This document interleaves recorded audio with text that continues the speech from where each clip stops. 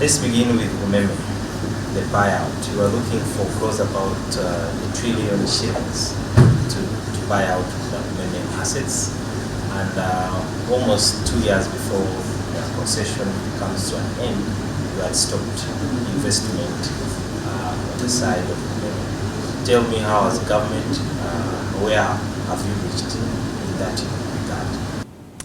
Yes, the Umeme concession that we entered into 20 years ago is supported by two agreements that are guiding the end of concession management. We have what we call a lease and assignment agreement that Umeme entered into with the Uganda Electricity Distribution Company Limited, and a support agreement that Umeme entered into with the government through the Ministry of Finance, Planning and Economic Development. And in these two agreements, it stipulates very clearly how we will wind up, come to the end of the concession at the end of this month. In principle, the concession ended on the 28th of February, and we entered what we call a transition period, taking us up to the end of March, which is a few weeks from now. Now, in managing the end of this concession, we have focused on four key issues. Right at the top is to ensure UEDCL's preparedness, and we have ensured we review the company's governance and strengthen the board competencies to ensure that they are able to manage.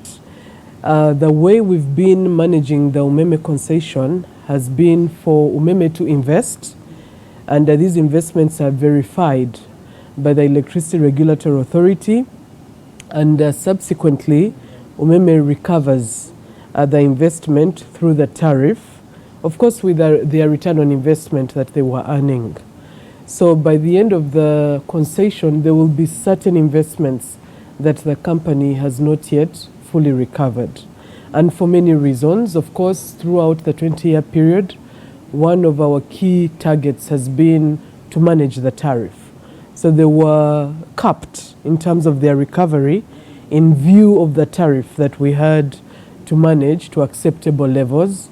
But two, of course, even if they've been investing minimally for the last 2 years, following the decision of Cabinet not to renew this concession, they are a going concern.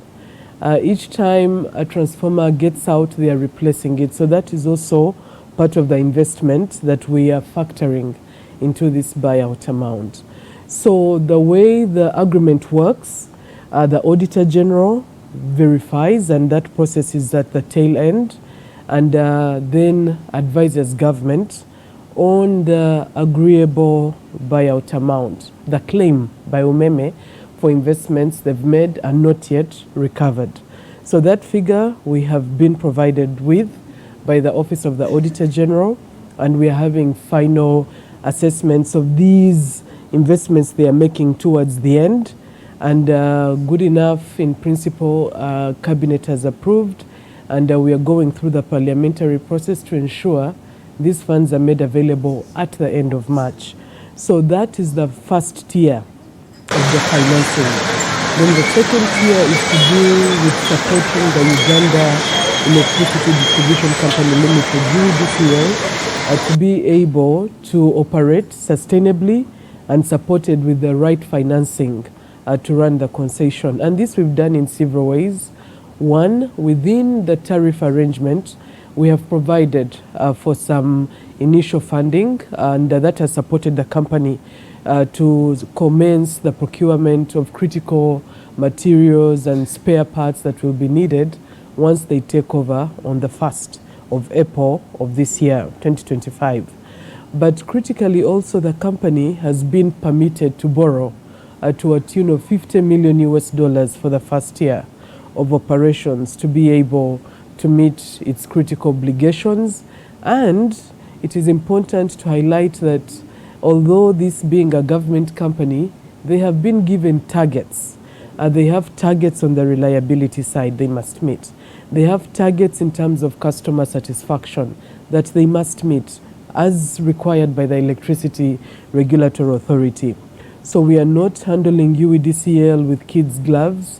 They have to meet the requirements of the regulator and therefore the ministry as they take on this obligation come the end of March. Of this year, Umeme had about 2,000 staff. And we understand that you have already told them to pack and leave and then apply for UEDCL. So how many of those staff have already been brought on board besides the technical teams?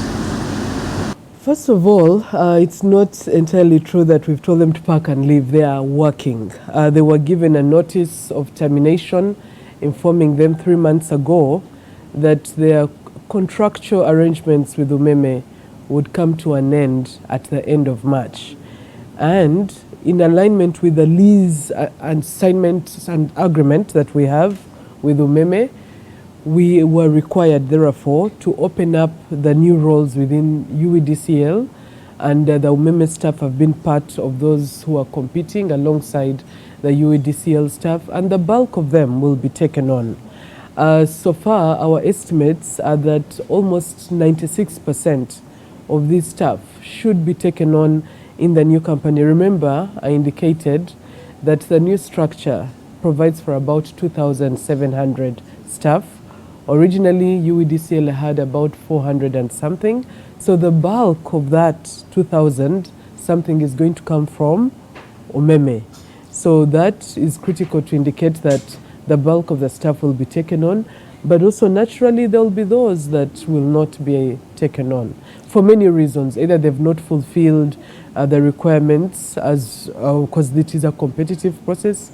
They are interviewing as part of this process. I'm told that this is supposed to be another company that will be partnering with the government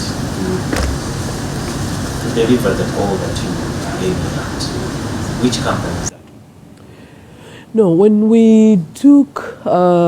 we discussed this matter and when Cabinet considered it 2 years ago, they gave alternatives. Number one, we evaluate UEDCL's capacity to run the concession, and we've done everything to ensure they are prepared, including issuing the 2 licenses to support the distribution business they're entering into. Number 2, the option of UEDCL venturing out as a majority shareholder, UEDCL being a majority shareholder with a private company for purposes of drawing that technical expertise and capacity to mobilize financing from the market. We do understand that Umeme has been paying well its workers. Are you going to maintain the same salaries, or you're going to go into the same government civil servant scale? It's very interesting, the whole notion of pay. We saw when UEGCL took on the operations of ESCOM for Kira Nalubale at the time. That's the generation company. The staff were pleasantly surprised that UEGCL was providing better benefits than what ESCOM at the time was giving them. Thank you so much for affording us your time. Welcome, and thank you for having me.